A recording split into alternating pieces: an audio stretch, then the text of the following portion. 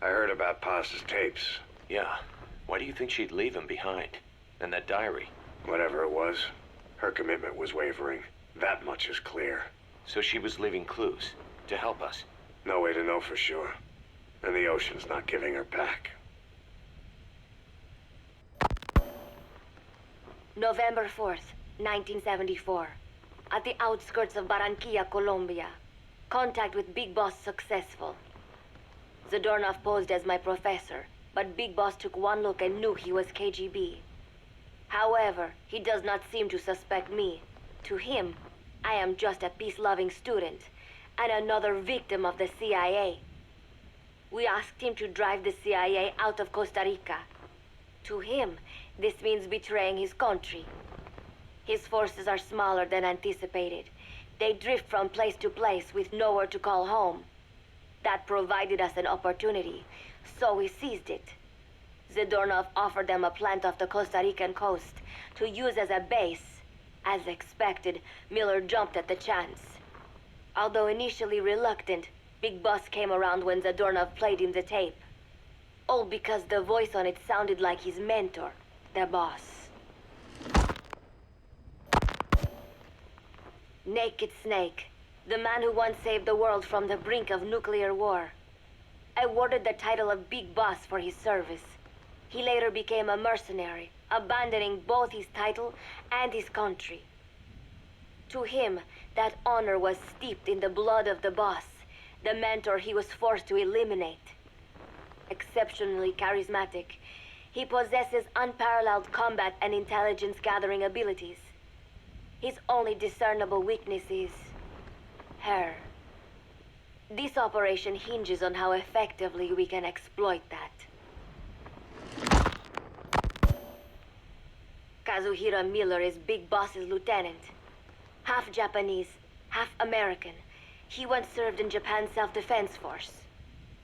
Though he and Snake first met as enemies, they discovered a common bond and together built their private army, with Miller directing business and administrative affairs. He comes off as shallow, but his true intent is hard to read. I must be careful. All that is clear is his infatuation with Big Boss.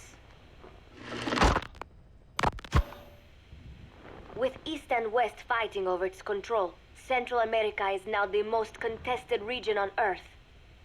CIA Central American Station Chief Coldman has developed Peace Walker, a fully AI-automated, fail-deadly nuclear launch system with which he aims to reignite the Cold War.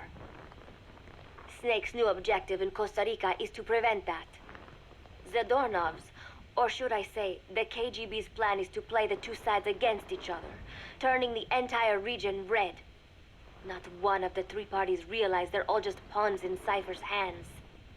Cypher watches all. Mother Base has developed rapidly since being established in the Caribbean Sea. They recruit more personnel daily, and already their mercenary services are turning a profit. Big Boss's leadership and charisma, and Miller's business acumen drive this impressive growth. Furthermore, joining forces with a faction of the FSLN has expanded their power even more. They have even commenced their own weapons development program. All is proceeding according to Cypher's will. I could not be more pleased. Snake's pursuit of Peace Walker led him to an AI modeled after the boss's thought patterns. It was incomplete, but, somewhat ironically, making contact with Snake was the necessary finishing touch. Meanwhile, the scientist behind Peace Walker's locomotive control, Huey, defected to Snake's army. His presence has greatly accelerated weapons development at Mother Base. I failed to anticipate Coldman's madness, but nuclear war was averted. However, this was only after the boss AI on board Peace Walker sank itself to the bottom of the lake in what could be likened to suicide. The boss laid down her gun, choosing to sing for peace instead, and Snake, himself a gun, parted ways with her. In doing so, he reclaimed the title he once abandoned. He is Big Boss. Zadornov has been detained. Since this leaves my cover identity without a guardian, the Mother Base staff has taken me in. I am now better placed than ever to monitor their internal affairs. Everything continues to unfold according to plan. The developer of the boss AI, Dr. Strangelove, has also come to Mother Base. With her and Huey's expertise, they can now develop a weapon capable of matching Peace Walker. Development on the bipedal weapon is now complete. They call it Metal Gear Zeke. It stands there like some sort of mystical guardian. The soldiers gaze on it with pride and reverence. Big Boss has elected to arm it with a nuclear weapon. As an army without a nation, they seem to feel the need for a deterrent against whatever the world might pit against them. It is a dangerous gambit. Why do such a thing? Their nuclear strategy differs from the Americans and the Soviet Union. The superpowers deter attack by revealing their nuclear arsenals to one another. Snake and his men know that if they were to go public with this, the whole world would unite against them. Business would dry up overnight. So they do not plan on revealing the nuke until necessary. This ace-in-the-hole approach is their idea of a nuclear strategy. Wielding a deterrent, all the while unable to reveal its existence. I wonder if Snake sees how vulnerable this makes them. Yes. Hijack Zeke? Yes, I did indicate that to be our leverage. But I cannot imagine his agreeing to that now. But did you not raise them to safeguard your governance without borders?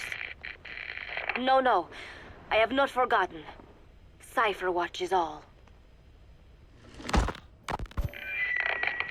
Yes, things are proceeding, but modifying Zeke has not proven easy. I am using Zadornov to buy some time. No, I have not forgotten what you said.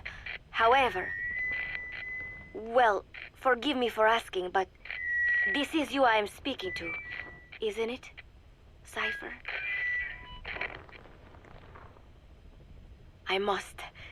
I will fight Big Boss. The world must be ruled by a single will. To defy Cypher is a fate worse than death.